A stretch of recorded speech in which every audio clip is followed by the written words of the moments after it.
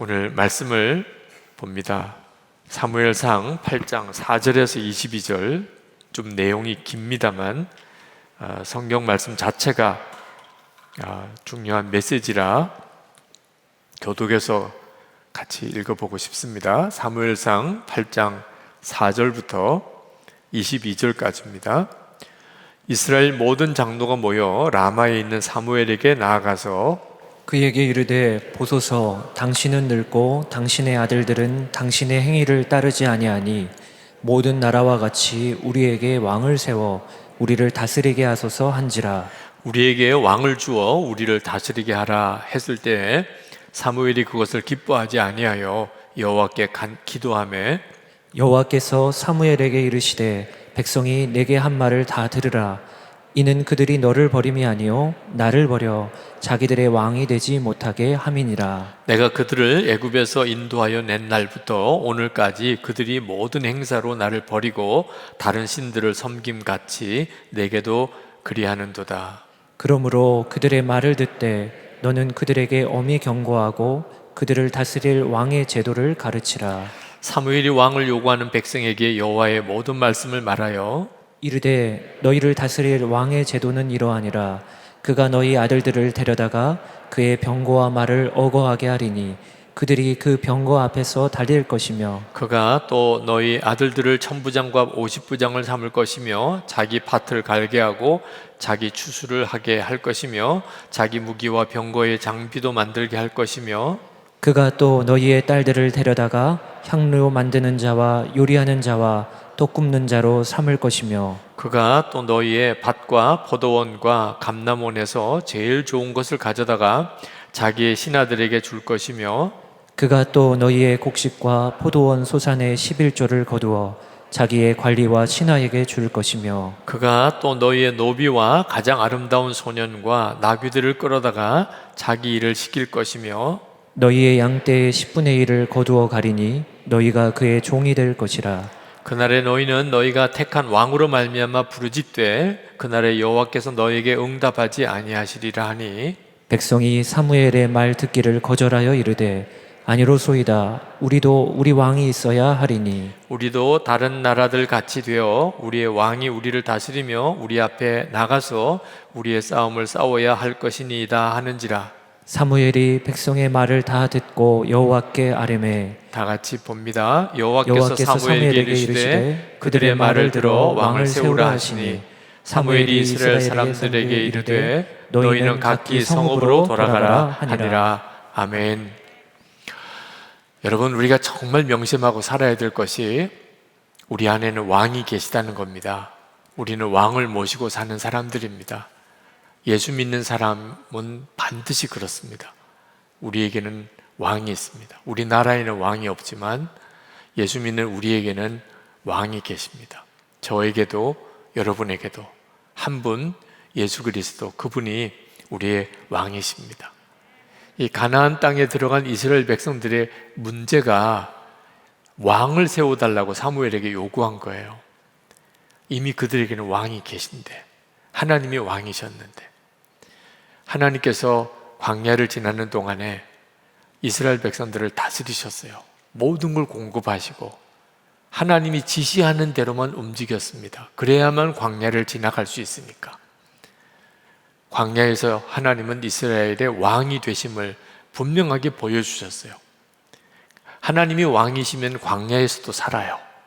물도 없고 또 식량도 없고 잘 데도 없고, 그래도 광야에서 40년을 살았어요.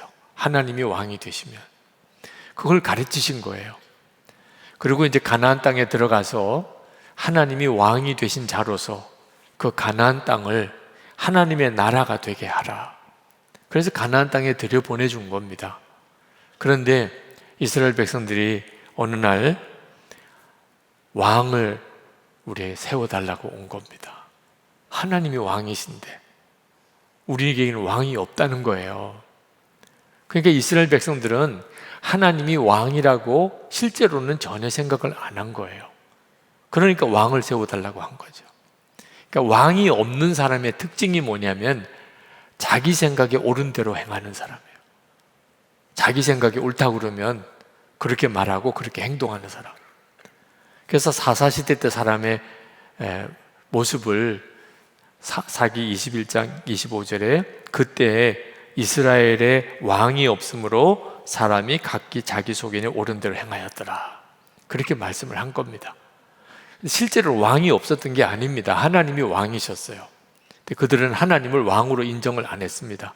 보이지 않는 하나님은 보이는 왕보다 못하다고 생각했어요. 보이지 않는 하나님, 그거 무슨 소용이 있어? 눈에 보이는 왕이 풍채도 좋고 무기도 가지고 높은 보좌에 앉아있고 사람들을 호령하고 멋있고 그 사람이 힘이 있을 것 같고 저런 왕이 우리에게도 있으면 우리가 전쟁에 나가면 얼마나 놀라운 승리를 거둘까 그런 생각을 했던 거예요. 자, 이런 식으로 실제로 왕이 없는 사람은 행동이 뚜렷해요. 자기 마음대로 해요. 그냥 자기 옳은 대로, 자기 생각이 옳은 대로. 혹시 여러분들이 주변에서 자기 소견에 옳은 대로 행하는 사람, 부부 사이에도 그런 사람이 있습니다. 하나님의 말씀이 기준이 아니에요. 자기 생각이 옳은 게 기준입니다. 말씀도 자기 주장과 다르면 믿을 게 못 되는 거예요. 성경대로 살아서 어떻게 살아? 이런 식으로는 넘겨버려요. 이런 사람은 왕이 없는 사람입니다. 자기 생각에 옳은 대로 말하고 행동하는 것이 정말 무섭습니다. 이스라엘 백성들이 왕을 세워달라고 조르는데 그 말은 하나님의 왕되심을 부정하는 거거든. 그러니까 잘 될 수가 없습니다. 가나안 땅에 들어가서 이스라엘 백성들이 잘 될 수가 없는 구조예요. 하나님의 왕되심을 거절해버린 사람, 하나님이 어떻게 복을 주십니까? 7절에 보면 하나님께서 사무엘에게 그렇게 말합니다. 그들이 너를 버림이 아니요 나를 버려 자기들의 왕이 되지 못하게 함이라. 왕 세워달라는 이스라엘 백성들의 요구는 하나님이 더 이상 우리 왕 아닙니다, 그런 말하고 똑같다는 거예요. 물론 이스라엘 백성들은 그런 식으로 생각하고 결론을 그렇게 내려서 하나님은 우리 왕 아닙니다, 우리에게 왕을 세워줘, 이렇게는 말 안 했어요. 그들이 하나님이 우리 왕 아니다 이렇게 말은 안 했습니다. 그렇지만 그 말이 그 말인 거예요. 우리도 예수를 믿고 마음에 예수님이 우리의 왕이시라고 고백은 하죠. 예수님을 주님이라고 고백하는 게 그 말입니다. 우리에게는 왕이 계시다는 거예요. 그러니까 예수님을 주님이라고 하죠. 그런데 맨 자기가 생각하기에 옳은 대로만 말하고 행동해요. 부부싸움을 할 때도 하여튼 주님도 어떻게 못 말려요. 할 말은 해야 돼. 그 말 안 하면 오늘 밥도 안 넘어가고 잠도 못 잘 것 같아. 그래가지고 또 다 뒤집어 놔요. 하나님이 잘 수습되도록 만들었는데 그 말 한마디를 절제를 못한 바람에 또 다 뒤집어 놔요. 그리고 또 하나님께 나와서 왜 응답을 안 해주시냐, 자기가 다 뒤집어 놓고. 그러니까 자기 생각이 옳은 대로 하여튼 말하고 행동하면서 그래도 꼭 예수님은 주님이라고, 주님이 정말 속이 뒤집어지는 거죠. 실제로는 왕이 없는 식으로 사는 거예요. 예수님이 왕이 아닌 사람으로 살면서 어떻게 주님이 은혜도 주시고 복도 주시고 누리게 하실 수 있어요?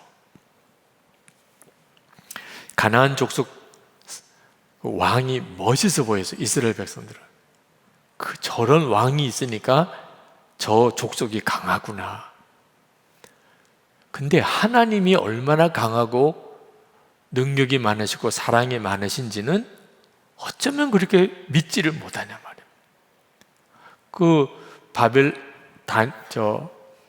블레셋의 그 족속들의 왕이 아무리 정말 위세가 있게 보이고 그렇게 참 능력 있게 또 멋있게 그렇게 왕관을 쓰고 꾸며도 하나님과 어떻게 비교가 돼요?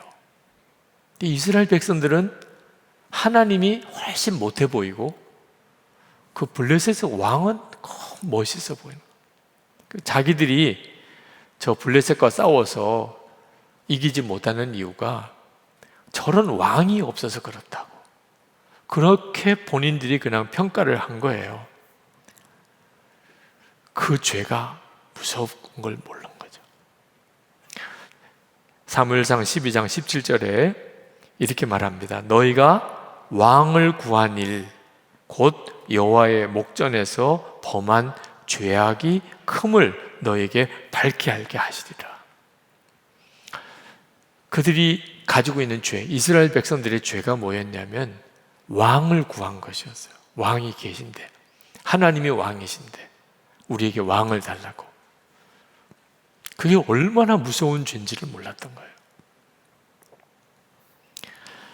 결국 이스라엘 왕이 세워져요. 그리고 더 이상 이스라엘은 하나님이 다스리는 나라가 안 됩니다. 하나님의 왕 되심을 거절한 거니까. 그리고 사람 왕을 세웠어요. 그리고 하나님과 직접적인 관계는 끊어지게 됩니다. 이름만 하나님의 백성이지 실제로는 하나님이 이렇게 저렇게 할 수가 없어요.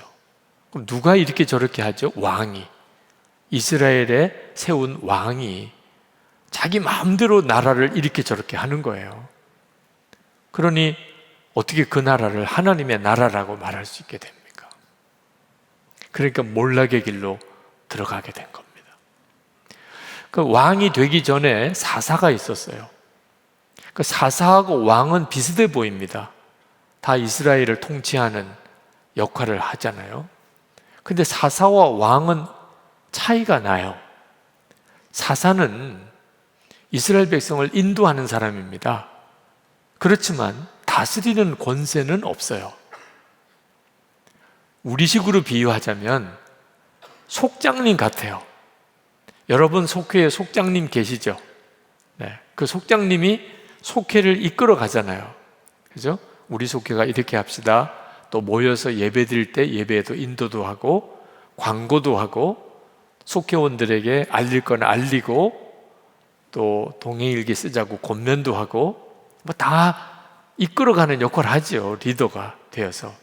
그렇지만 속장이 권세가 있으십니까? 전혀 그렇지는 않죠. 그죠? 하여튼 속장님은 죽으려고 그래요. 말 안 듣는 속회원 때문에. 하여튼 속 썩어요. 그런 역할이 사사 역할입니다. 이끌어는 가는 역할을 하지만 권세는 없어요. 권세는 누가 가지고 계세요? 하나님이 가지고 계세요. 그 하나님께서 명령하셔서 허락하신 그 무리를 인도할 뿐입니다. 우리가 여행을 가면 가이드가 있죠. 가이드 따라 하죠. 네, 가이드가 몇 시에 일어나라 그러면 일어나고, 또 어디서 모이라 그러면 모이고, 언제 출발하자 그러면 출발하고, 먹는 거, 자는 거, 가는 거 다 가이드 따라 가죠. 그런데 가이드가 권세가 있으신가요? 그런 건 또 전혀 없어요. 가이드는 그 함께 가는 사람을 이끌어 가면서도 또 섬기죠. 왕은 달라요. 왕은 권세가 있어요. 죽이고 살리는 권세, 재물도 뺏어가기도 하고. 왕은 그 자기 백성의 소유를 자기 것으로 만들기도 하고 마음대로 부리기도 하고. 그 역할은 하나님이 하시는 일이에요. 근데 그걸 왕이 대신하게 됩니다. 심지어 어떻게까지 하냐면 하나님을 쫓아가지 않는 일도 왕이 결정을 내려요. 바알을 섬기라. 왕이 그렇게 해버려요. 우리 이제부터 여기 바알 신당을 섬기고 이게 하나님이다. 진짜 무서운 일이 막 벌어지는 거예요. 하나님이 이미 경고하셨어요. 너희들에게 왕이 서면 너희 지금 좋아 보이지만 이제부터 너희들은 왕의 종이 되는 거야. 왕이 너희들 모든 걸 마음대로 해. 너희들이 이제 철저하게 왕에 굴복하고 살아야 돼. 이스라엘 백성들이 그 말이 귀에 안 들어와요. 사람이 뭔가를 하고 싶은 마음이 생기면 누가 뭐라 그럴 때 안 들려요. 그러니 참 조심해야 하는 거예요. 우리가 왕이 왜 필요하냐? 우리 안에 왕이 우리를 다스려야 될 이유가 뭐냐? 우리가 아무것도 모르니까. 그러니까 우리 안에 왕이 계셔서 우리를 이끌어 가 주셔야 하는 거예요. 예수님이 주님이시고 왕이 되신 사람은 이 험한 세상에도 삽니다. 그런데 예수님이 실제로는 주님이고 왕이 아니시고, 내가 보니까 돈이 진짜 전부인 것 같아. 공부해서 좋은 대학을 나와야 될 것 같아. 인맥이 중요한 것 같아. 이거 진짜 조심해야 돼요. 이스라엘 백성들이 왕이 생기면 우리도 전쟁에 나가서 승리하고, 그리고 좀 편안하게 살 것 같고, 우리도 부강한 나라가 될 것 같아. 하나님, 그분은 부담스럽기만 하고, 또 뭐 보이지도 않고, 그분의 말씀이 들리지도 않고, 계시기는 한 건지 영 막연해. 어떻게 하나님만 믿고 살아요? 보인 분이어야, 뭐 무슨 말씀이 들리기는 해야 하나님을 믿지, 보이는 사람이 더 확실하지. 우리도 마찬가지예요. 이스라엘 백성들만 왕을 구한 게 아니고 우리도 좀 이렇게 뭔가 믿을 만한 무언가가 내게 있어야 되겠다. 결국 그것 때문에 다 망하는 거예요. 이스라엘 백성들은, 그들은 왕만 세워지면 자기들의 문제가 다 해결될 줄 알았어요. 19절 20절에 보면 백성이 사무엘의 말 듣기를 거절하여 이르되 아니로소이다. 우리도 우리 왕이 있어야 하리니 우리도 다른 나라들 같이 되어 우리의 왕이 우리를 다스리며 우리 앞에 나가서 우리의 싸움을 싸워야 할 것이니이다 하는지라. 왕만 세워지면 그가 우리를 잘 다스리고, 무엇보다 전쟁 같은 게 일어나면 앞장서서 우리를 안전하게 지켜줄 거다. 싸움에서 승리를 하게 해줄 거다. 완전 착각인 거예요. 결국 그들이 500년도 못 돼서 아수르에 망하고 바벨론에 망하고 70년 동안 포로 생활을 합니다.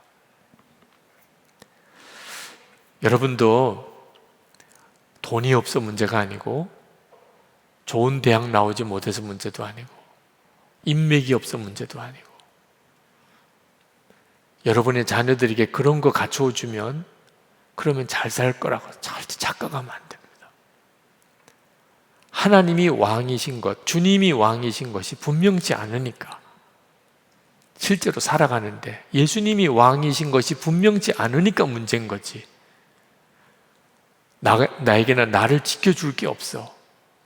나를 보호해 줄 게 없어. 세상 사람들은 돈이 있고 권력도 있고 배운 것도 있고 인맥도 있고 좋은 집안에서 태어나고, 나는 뭐야?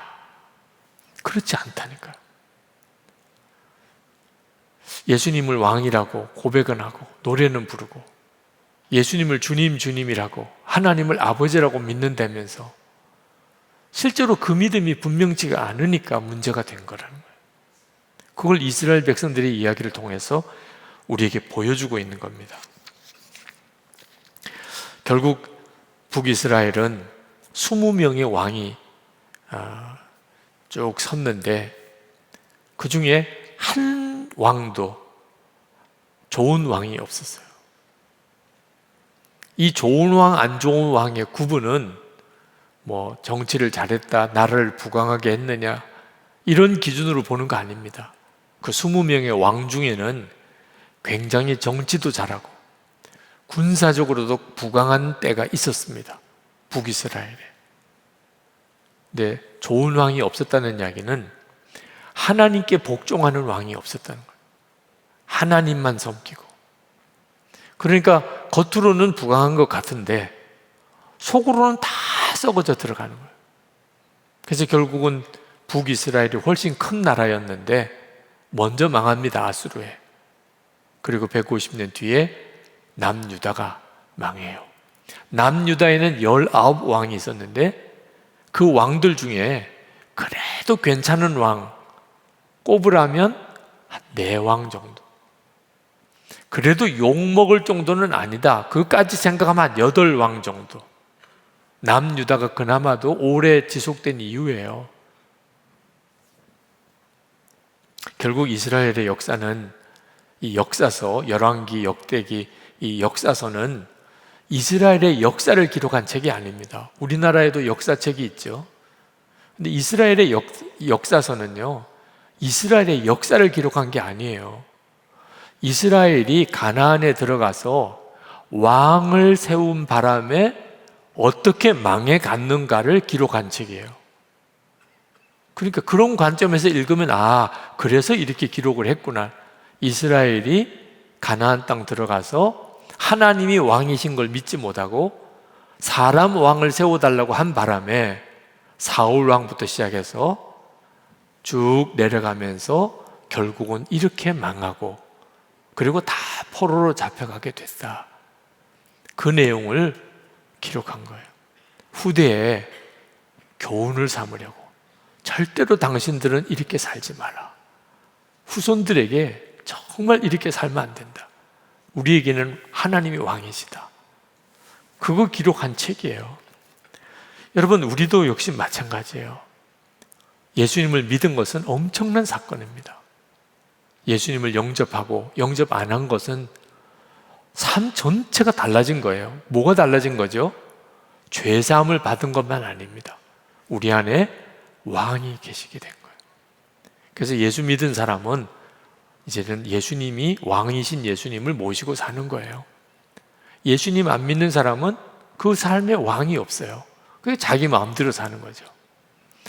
이 차이가 엄청난 건데, 그런데 이스라엘 백성들처럼 그냥 머리로만 예수님이 왕이지 실제로는 다 자기 마음대로 말하고 행동하면 결국 가나안 땅 들어가서 망하고 다시 광야로 내쫓기는 그 신세가 되는 거예요. 그 예수를 믿고도 계속 연단과 시련만 당하고 그렇게 끝나는 거예요. 복은 엄청난 복을 받았는데 단 하나, 내게 예수님이 왕이시다. 내 안에 왕이 계시다. 이 하나를 분명하게 믿지 못하니까 그렇게 되어버리는 거예요. 얼마 전에 하늘꿈학교 이사회가 열렸는데 이사장이신 박동찬 목사님이 이제 시작하시면서 개회 예배 설교를 하셨어요. 거기에 요한복음 10장 11절에 나는 선한 목자라 예수님이 그렇게 말씀하신 그 본문을 읽으시고, 예수님은 선한 목자신데 나는 선한 양일까? 그런 생각을 하셨대요. 그래서 생각해 보니까 자신이 없더래요. 내가 선한 양일까? 마지막에 하나님께서 착하고 충성된 종아, 그런 종은 칭찬을 받고 하나님 나라에서 상급을 받고, 하나님이 내치신 사람은 악하고 게으른 종아, 그렇게 이야기를 하셨는데 내가 착하고 충성된 종인가? 그 점에 대해서는 영 그렇다고 할 자신이 없더래요. 그러면 나는 악하고 게으른 종인가? 그랬더니 악한 종인 거는 같대요.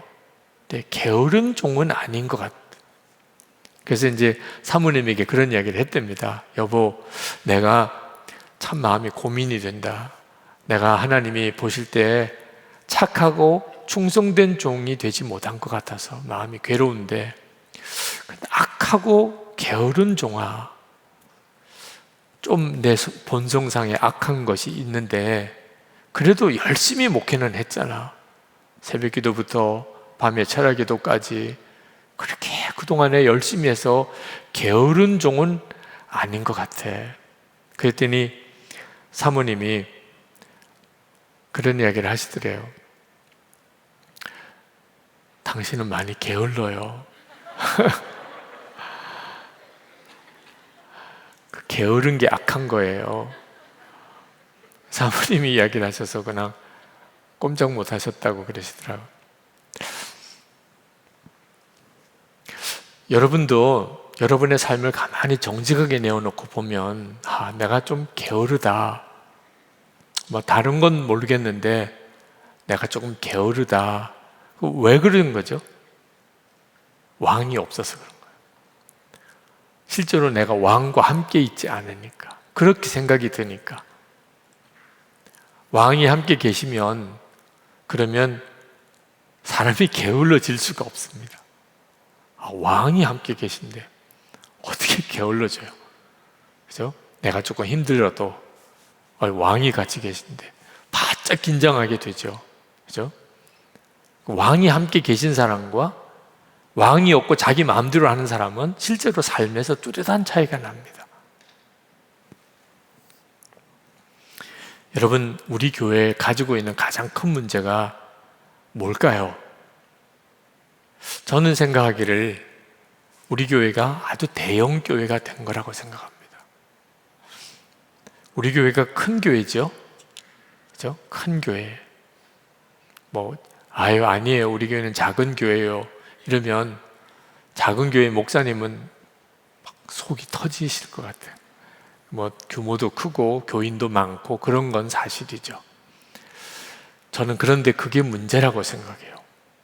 우리 교회가 큰 교회가 된 것이. 여러분이 생각하실 때 예수님께서 우리 교회를 보실 때 교회가 큰 것 때문에 기뻐하실까요? 우리 교회가 교인이 많고 또 재정적으로도 많고 또 예배당이나 여러 시설이 있고 이런 것 때문에 선한목자교회는 내가 정말 기뻐하는 교회야, 그러실까요?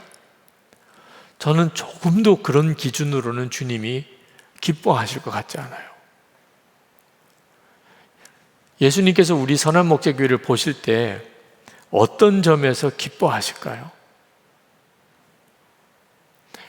목사나 교인 모두가 다 정말 주님을 바라보고 예수님에게 철저히 순종하는 교회. 진짜 우리 교회는 예수님 마음대로 되는 교회. 주님이 하자 그러면 목사나 장로님이나 다 동일하게 아멘 하겠습니다. 아무리 그게 손해가 되고 부담이 되고 힘들어도 아멘 순종하고. 주님이 원하지 않는다, 아무리 우리가 하고 싶어도 주님이 허락지 않으시면 딱 그만두는. 주님이 보실 때 너희들은 진짜 내가 원하는 대로 다 하는구나. 그러면 우리 교회는 좋은 교회죠. 규모가 큰 거는 실제로 예수님에게는 아무 의미가 없어요. 실제로 보면 우리 교회보다 규모가 몇십 배 큰 교회도 있습니다. 그런 기준 가지고 우리가 자랑하고 자랑하지 않는 것은 진짜 정말 넌센스예요. 제가 이 교회 부임해 왔을 때 그때 장로님 중에 그렇게 기도하시는 분이 계셨어요. 10,000명의 성도를 주십시오. 그게 꿈이셨어요. 도달하기 어려운 꿈, 10,000명의 성도. 근데 어느덧 그 기도가 이루어졌어요. 10,000명의 성도가 됐습니다. 그래서 좋은 교회가 된 건가요? 실제로는 예수님이 왕이 아닌 그런 성도도 꽤 많습니다. 그런 사람들이 10,000명이 모인들 주님이 기뻐하시겠어요? 진짜 우리가 카운트해야 될 것은 선한목자교회 안에 진짜 예수님을 왕으로 모시고 사는 그런 성도가 몇 명인가? 오늘 성령 집회 나오신 분들 중에는 몇 명 되는지 한번 확인해 보고 싶어요. 예수님이 왕이 되신 분은 한번 손들라고 해보고 싶어요. 그때 정말 여러분들은 어떻게 결정하겠습니까? 주님 찾으시는 그 사람이 바로 접니다. 그런 사람이 몇 명이나 되는가? 그게 우리의 가장 큰 관심이어야 합니다. 우리 교회 안에는 예수님이 진짜 왕이신 성도는 몇 사람일까? 그런 성도가 많으면 주님이 진짜 기뻐하는 교회. 사람은 많은데 예수님이 왕이라고 그렇게 사라지지 않는 사람이 많다면 이 교인 수는 완전히 허상입니다. 우리 교회 김다희 목사님, 새 담임 목사님으로 부임해 오셨어요. 새 담임 목사님 모시는 과정에서 온통 관심이요, 좋은 목사님 모셔야 된다, 좋은 목사님이 어디 계실까. 그래서 한 7년 동안 좋은 목사님 모시는 과정을 거쳤습니다. 그래서 하나님이 우리 기도를 들으셔서 좋은 목사님을 모셔오니, 아멘입니까? 정말 좋은 목사님 모셔와요. 이제 끝났죠? 야, 이제는 우리 교회는 꽃길만 남은 거죠? 좋은 목사님 모셔왔으니까. 저는 그게 걱정이에요. 온통 좋은 목사님만 모셔오려고만, 그게 모든 것을 다 해결해 주는 줄. 이스라엘 백성들이 왕만 세우면 다 해결되는 줄 알았다니까. 그 왕이 자기들 문제를 다 해결해 줄 줄 알았다니까. 하나님께서는 속이 탔어요. 내가 너희들이 왕이라고 인정 안 하면서 어떻게 좋은 왕 한 사람 세우면 그거 다 해결해 줄 줄 생각하냐. 여러분, 김다희 목사님이 이제 우리 교회 목회를 어떻게 할 것이다, 그런 목회 비전도 이야기하시고 교회를 이끌어 가시게 될 거예요. 그러면 우리 교회는 정말 좋은 교회가 될까요? 목사님의 비전을 따라가는 그런 구조는요, 얼마나 취약한지 몰라요. 저하고 20년 목회해봤잖아요. 나는 죽었습니다. 아주 지겨워. 유기성 목사는 저 설교밖에 못해. 그런 분들 많으실 거예요. 좀 딴 설교 좀 하면 나는 죽었습니다. 나는 죽고 예수로 산다. 그거 쫓아오기 얼마나 힘드셨어요. 저는 우리 교인들이 너무 불쌍해. 목사의 비전 쫓아가려고 하는 사람은 이런 꼴이 되는 거예요. 일기는 또 왜 그렇게 쓰라고 하는지. 하여튼 귀찮아 죽겠어. 하여튼 떠날 생각을 1년에 몇 번을 또 했어요. 일기 쓰는 것 때문에. 아니 20년 동안 여러분들이 그 고생했잖아요. 목사 비전 따라가느라고 생고생했잖아요. 진짜 주님과 친밀히 동행하고 싶은 사람, 정말 주님을 만나고 싶은 사람한테는 도움이 됐을 거예요. 그러나 실제로 자기 마음에 그런 동기가 없는 사람은 어떻게 이 교회는 이상한 교회야, 그렇다니까요. 그러니 목사님의 비전이 아무리 좋아봐야 뭐예요. 교인들이, 온 교인들이 우리가 진짜 예수님이 왕이시다, 그러면 목사님도 예수님이 왕이고 교인도 예수님의 왕이고, 그러면 진짜 정말 좋은 교회죠. 그게 열쇠인 거예요. 절대로 좋은 목사님 뽑았으니까 그분이 다 해결해 주기를, 그러면 목사님도 죽고 교인도 다 죽어요. 그거 어떻게 감당해요?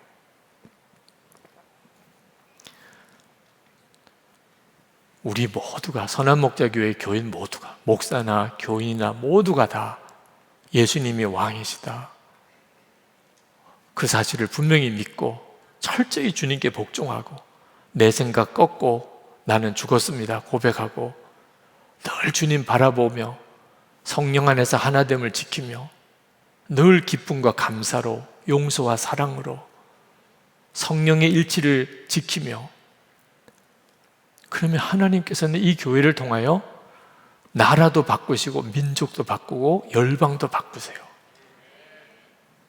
그건 어느 목사가 할 일이 아니라는 거예요. 모든 교인들이 다 그 방향으로 가는 일이 열쇠인 거예요.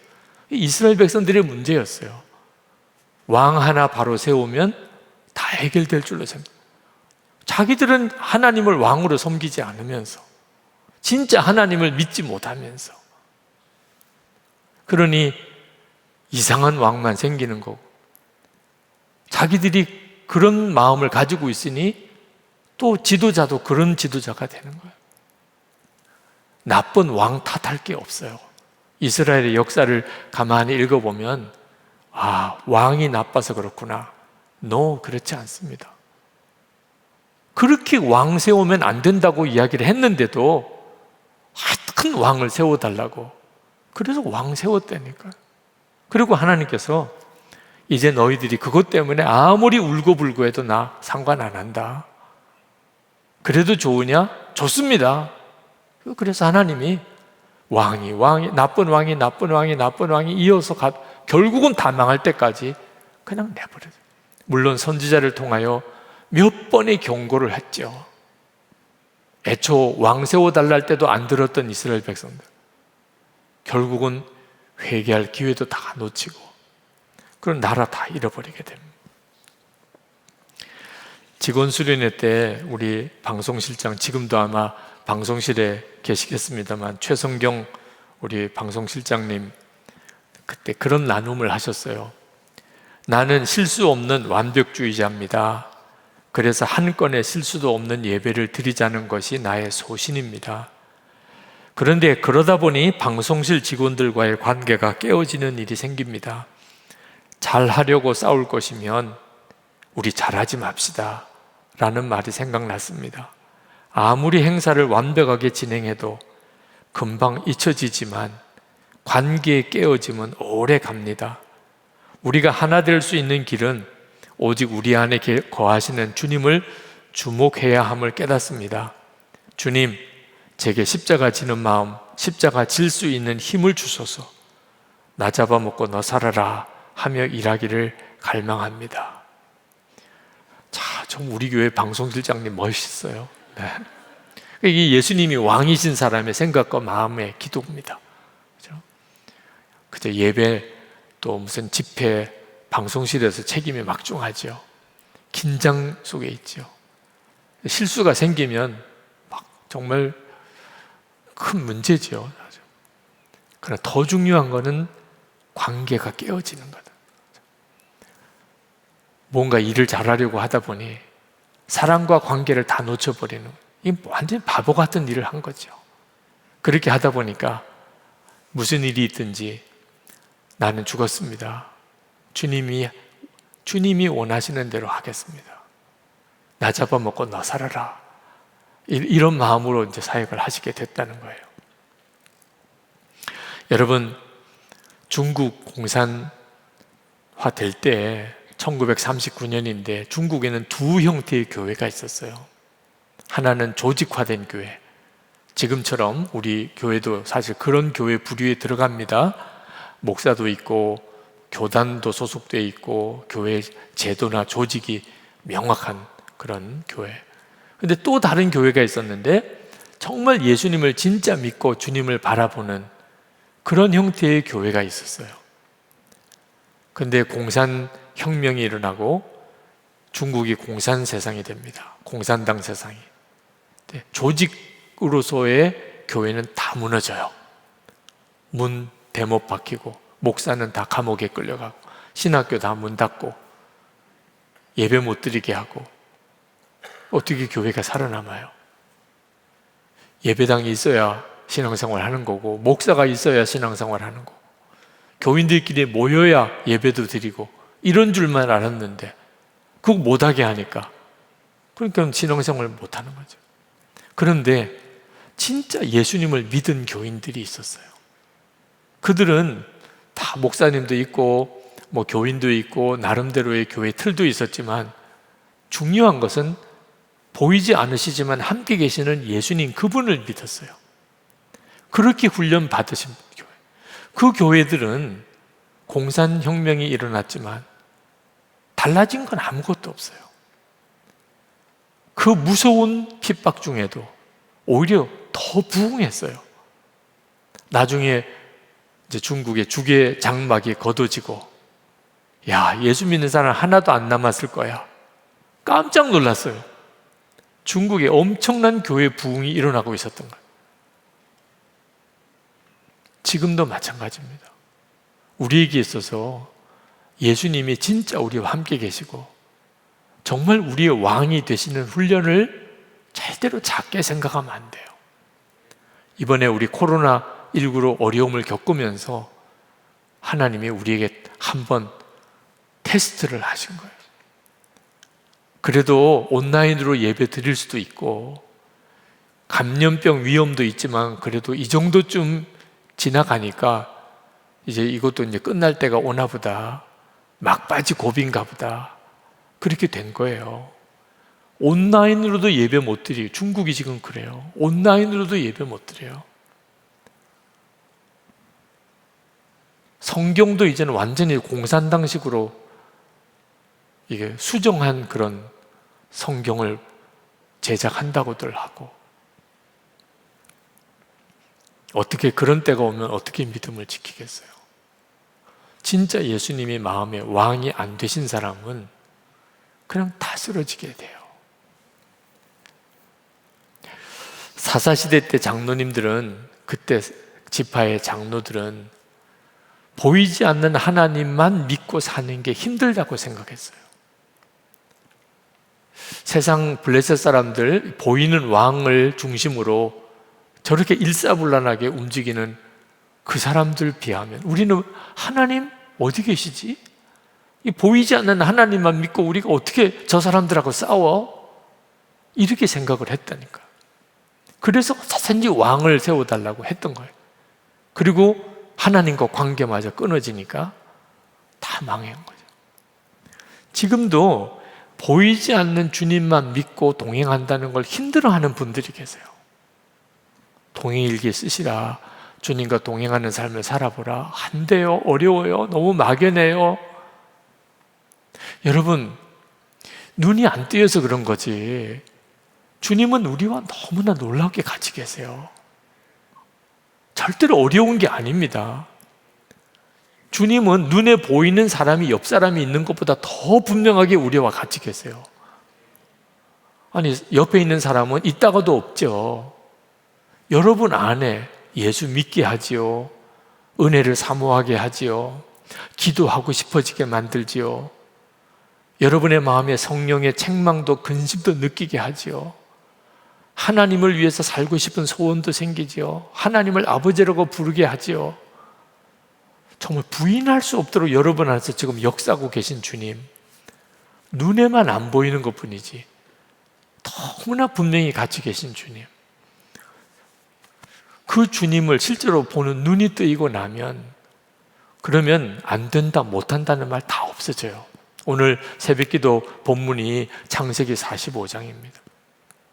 요셉이 형들에게 자기 자신을 다 공개한 시간이에요. 오늘 안재영 목사님이 새벽기도 인도하시면서 그런 이야기를 하더라고요.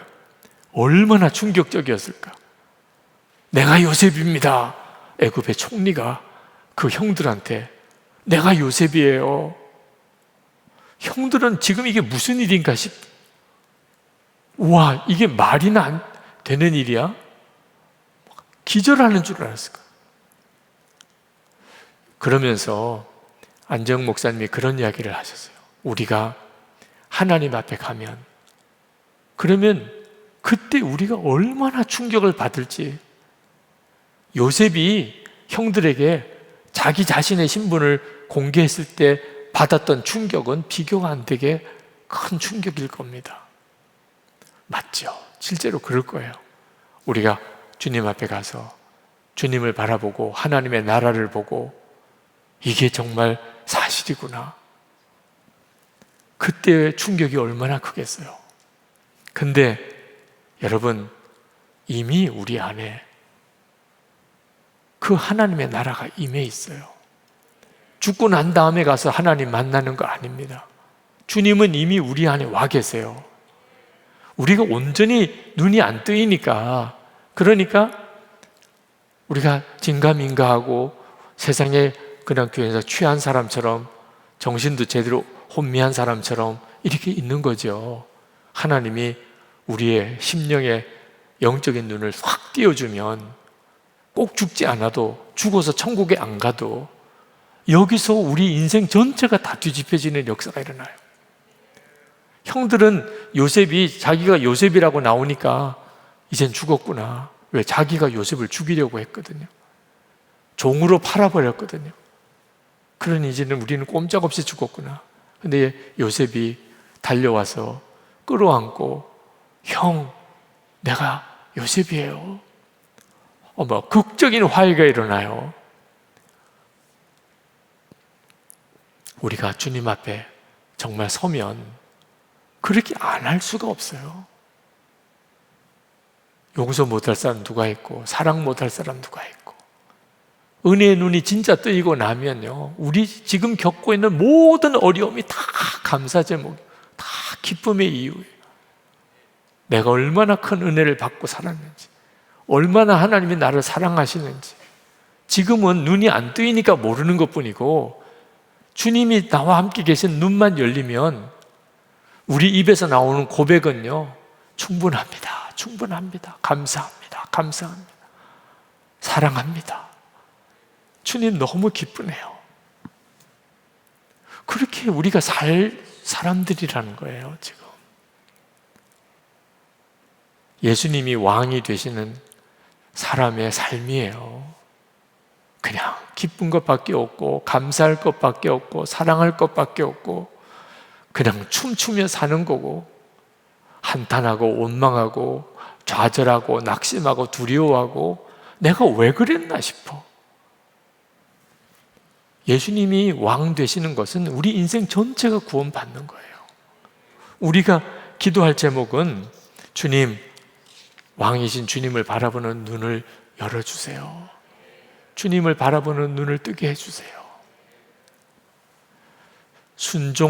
왜 그렇게 순종하라고 하시죠?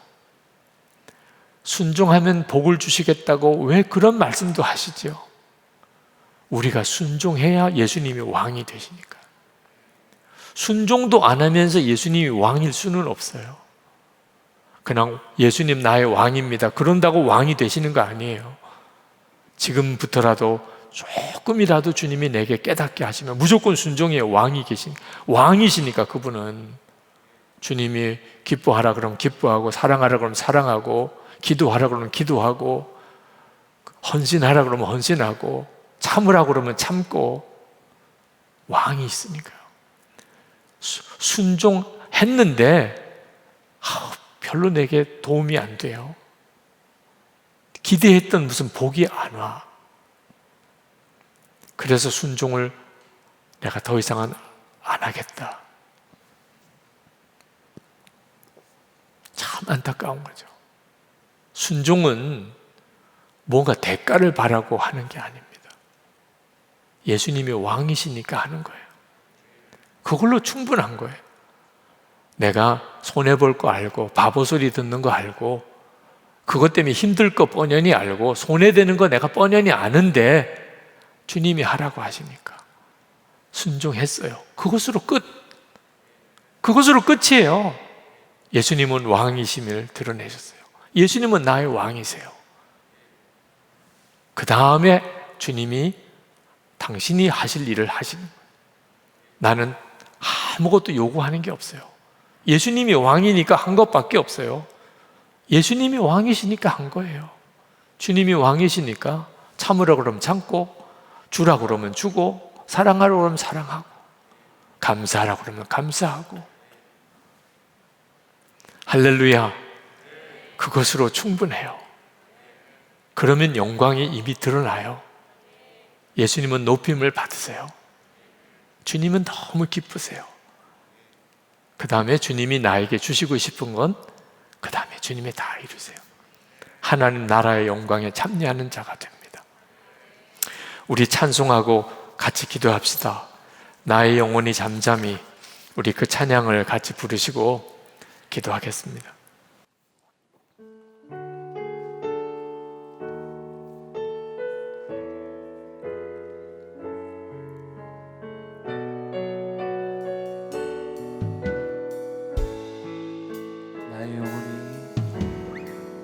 나의 영혼이 잠잠히 하나님만 바라며 나의 구원이 그에게서 나 나의 영혼아 나의 영혼아 잠잠히 하나님만 바라라. 나의 소망이 저에게서 나는 돌아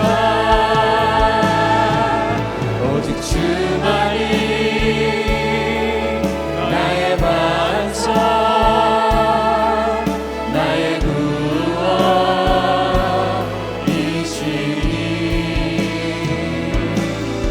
오직 주만이 나의 산성 내가 요동치 아니하리. 나의 영혼이 잠잠히 나의 영혼이 간절히 여호와를 갈망하며 여호와를 갈망하며 나의 입술이 여호와를 찬양하리. 나의 영혼아 즐거이 나의 영혼아 즐거이 여호와를 따르리. 나의 평생에 여호와를 성축하리라 축하리.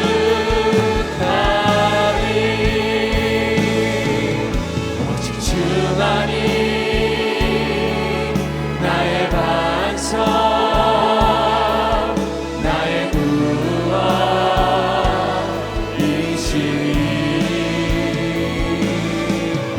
오직 주만이 나의 산성 내가 요동치 아니하리. 오직 주만이 나의 반석 나의 구원이시니 오직 주만이 나의 산성 내가 요동치 아니하리. 아까 말씀을 전하면서 정말 예수님이 왕이신 사람은 몇 사람이나 될까? 제가 그렇습니다. 그러신 분은 한번 손들어 보시라고 해보고 싶은 마음이 있었다고 그랬죠. 지금은 이제 성령께서 역사하시는 시간입니다. 말씀 듣는 시간과 함께 이제는 여러분 각자에게 성령님이 역사하시는 시간입니다. 여러분 안에 내가 지금까지는 그렇게 못 살았다 하더라도 주님, 제가 예수님을 정말 왕으로 모시고 사는 삶을 제가 살겠습니다. 또 정말 그렇게 살고 싶으니 주님, 저에게 지금 이 시간에 역사해 주소서. 그러실 마음이 있으신 분들은 일어나십시오.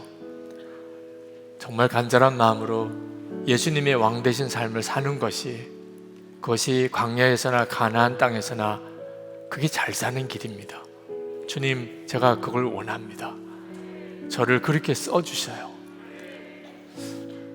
제 첫 번째 기도 제목으로 기도합니다. 주님, 제 눈을 열어서 세상보다도 더 크신 주님, 하나님의 나라를 보는 눈을 열어주십시오. 그래서 내 모든 생각과 판단이 다 뒤집어지게 해주십시오. 불평과 원망이 감사와 기쁨으로 바뀌고,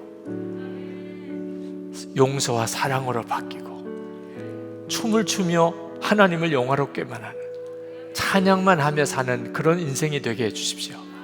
우리 주여 부르짖고 기도합시다. 주여! 할렐루야. 놀라운 하나님, 크신 하나님의 은혜와 하나님의 역사하심을 이래 주님께 감사하고 감사합니다. 하나님의 놀라우신 은혜, 하나님의 크신 은혜를 인하여 하나님께 감사드립니다. 아버지 하나님, 오늘도 하나님 주께서 주의 일을 행하소서. 하나님의 사랑을 세우시고 하나님의 일꾼을 세우시고 주님의 교회를 세우시고 하나님의 역사를 이루소서. 오직 주 예수님만, 주 예수님만 나의 왕이시고 주님만이 나의 왕이시고 나의 모든 것이시고 하나님 주님만 나의 모든 것 삶이시고 하나님 주님만 따라가기를 주님만 따라 살기를 하나님 갈망하고 또 사모합니다. 하나님의 크신 은혜, 하나님의 놀라우신 역사를 우리 가운데 부어주시고 하나님의 놀라운 은혜로 우리를 사로잡아 주시고 하나님의 원하신 주의 기뻐하시는 길 주님 가게 하여 주시기를 원합니다. 아버지 나의 하나님, 크신 하나님의 은혜를 우리 가운데 부으시기를 원합니다. 하나님의 놀라운 은혜로 우리를 사로잡아 주시기 원합니다. 하나님 역사를 우리 가운데 부어주시기 원합니다. 나의 하나님, 나의 아버지 붙들어 주셔서 하나님 역사해 주셔서 하나님 크신 하나님의 은혜를 함께하여 주셔서 하나님의 놀라운 역사를 우리 가운데 보여주셔서 하나님의 계획을 우리 가운데 보여주셔서 하나님의 놀라운 은혜를 우리 가운데 보여주셔서 아버지 하나님 주를 만나 하나님 나라의 영광이 드러나 하나님 보는 것과 만나는 것이 완전히 달라지고 하나님 우리의 마음의 심정이 달라지고 하나님의 역사가 하나님 새롭게 눈뜨게 되기를 원합니다. 아버지 나의 하나님 교회가 은혜를 도와주시고 사랑하는 성도들에게 하나님의 놀라우신 은총을 도하여 주시기 원합니다. 나의 하나님 주님 그 가운데 도하여 주시기를 원합니다. 주님 감사합니다. 이 시간에 하나님께 드릴 기도는 어떤 어려움이 오든 어떤 시험이 오든 어떤 문제가 있든 예수님은 나의 왕이시다. 내 안에는 왕이 계시다. 그렇게 외치며 살게 해주소서. 어떤 상황에도 아무리 죽을 것 같아도 내가 절벽에 뛰어내리는 것 같은 그런 기가 막힌 처지에 있다 하더라도 깊은 웅덩이에 빠졌어도 내게는 왕이 계시다. 예수님은 나의 왕이시다. 그렇게 외치고 고백하고 살게 해주소서. 그런 노래를 부르며 살게 하소서. 우리 주여 부르짖고 기도합시다. 주여! 할렐루야. 은혜로 주신 하나님, 주 예수님 우리의 왕이십니다. 예수님 나의 왕이십니다. 나에게는 왕이 계십니다. 무슨 말이든 내 마음대로 할 수 없습니다. 주님의 은혜 안에서 하나님 하나님 그들을 도하여 주기 원합니다. 하나님 역사해 주기 원합니다. 나의 아버지 설마 하나님 사모하소서. 주님 왕으로 되시길 살게 하소서. 하나님 예수님 나의 왕이시다. 하나님 나에게는 왕이 계시다고 하나님 그 고백을 그렇게 노래하고 하나님 그렇게 살게 하여 주옵소서.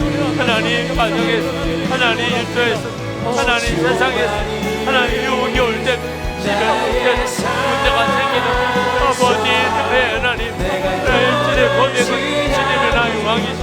여신은 나의 주님이시다. 여신은 나의 생명이시다. 나에게는 왕이 계시다. 나의 모든 일을 결정하고 책임져 주시고 나를 보호하시고 나를 이끌어 가실 분은 하나님 예수님이십니다. 그 일과 은혜를 도와주시고 하나님 역사하여 주시고 하나님 주관해 주소서. 하나님 충만한 주의 은혜로 더욱같이 하소서. 하나님 주의 역사로 함께 하소서. 주의 은혜로 함께 하소서. 하나님 주의 은혜를 더하여 주소서. 하나님의 일을 보여주소서. 하나님 역사를 보여주소서. 하나님의 은혜로 더욱같이 하소서.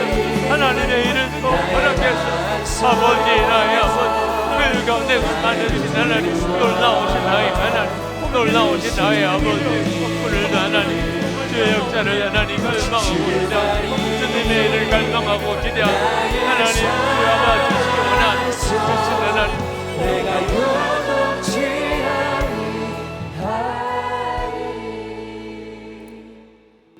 이 시간에 우리 하나님 앞에 마지막으로 정말 마음을 다하여 기도할 제목은 대가를 바라지 않고 순종하는 겁니다. 예수님께 순종했다. 그것으로 충분합니다. 그게 그냥 나의 기쁨입니다. 그게 나의 만족입니다. 그것으로 인해서 내가 아무리 어려워지든지 그것 때문에 아무리 손해를 보든지 그것 때문에 아무리 바보 소리를 듣든지 그냥 순종한 것으로 저는 만족합니다. 예수님이 나의 왕이신 것이 드러났고 예수님이 나의 왕이신 것이 분명하게 되었으면 주님, 그것으로 저는 충분합니다. 나머지는 다 주님께 맡깁니다. 우리 주여 3번 부르짖고 기도합시다. 주여! 주여! 주여! 놀라우신 하나님의 주의 놀라우신 역사, 주의 역사, 아버지 하나님 충만하시는 영원하겠습니다.